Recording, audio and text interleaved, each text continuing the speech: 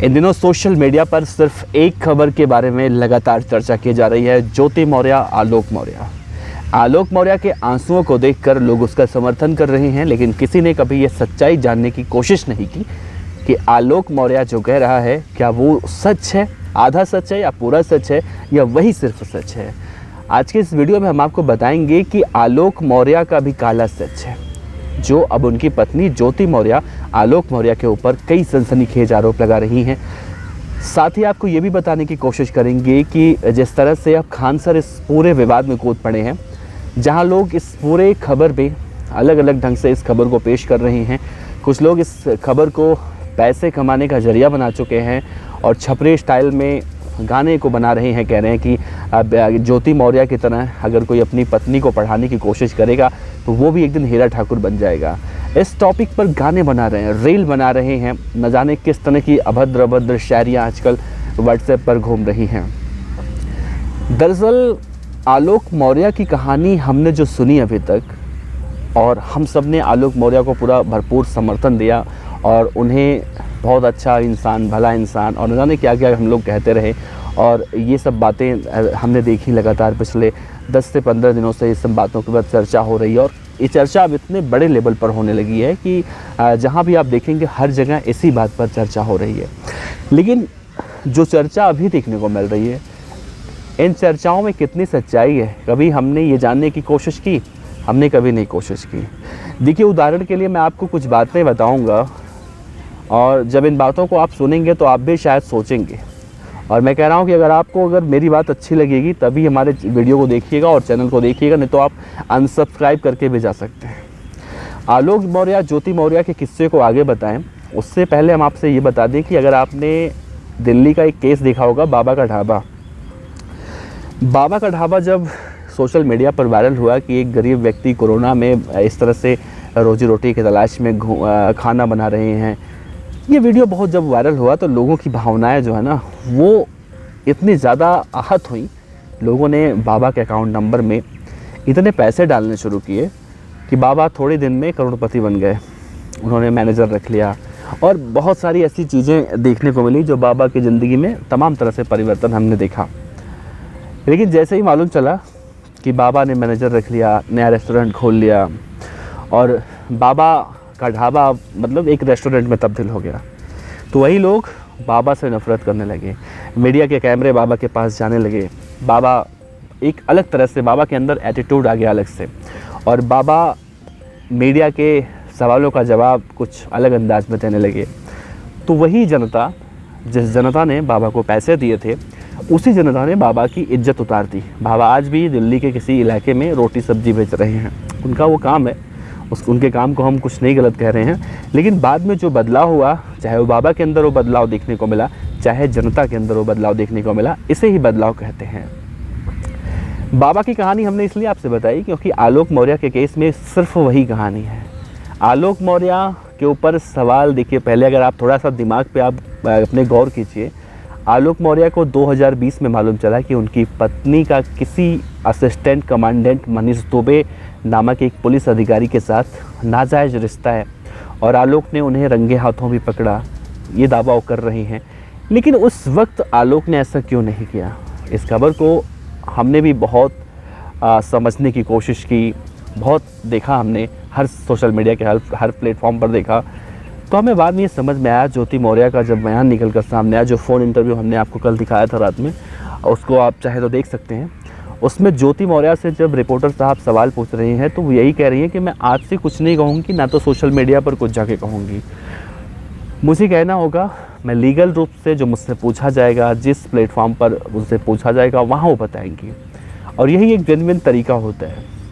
Media में पक्ष रखना और कोर्ट में अपना पक्ष रखना, दोनों एक अलग अलग चीज़ें हैं। अब ज्योति मौर्य कुछ चाहती तो वो भी तमाम तरह के आरोप अपने पति आलोक मौर्य पर लगा सकती थी। हालांकि इसमें मैं तो ज्योति मौर्य की सच्चाई कहूँगा कि ज्योति मौर्य ने इस बात को कबूल किया कि उनके पति ने पढ़ाया लिखाया उन्हें। और एक पति और पत्नी के बीच में, हर कोई पति पत्नी है, मतलब हर कोई किसी की शादी हुई है तो उसको ज़्यादा बेहतर पता होगा कि हस्बैंड और वाइफ का जो रिलेशन होता है उसमें ये नहीं देखता कोई कि मैं अपने पत्नी के लिए क्या कर रहा हूँ या मैं अपने पति के लिए क्या कर रहा हूँ। इस लिहाज से आलोक मौर्य को देखना चाहिए था। हाँ, ये अलग बात है कि आलोक मौर्य थोड़ा बहुत ज़्यादा कर रहे थे और ज्योति मौर्य को ऐसा नहीं करना चाहिए था, जो हम अभी देख रहे हैं, जो हमारा देखने और सुनने का नज़रिया जो हमें दिखता है, हम जो देख रहे हैं।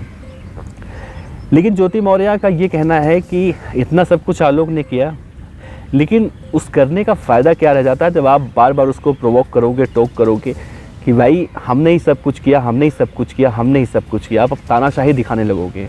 अब आलोक मौर्य की तानाशाही ज्योति मौर्य बर्दाश्त कितने दिनों तक करती?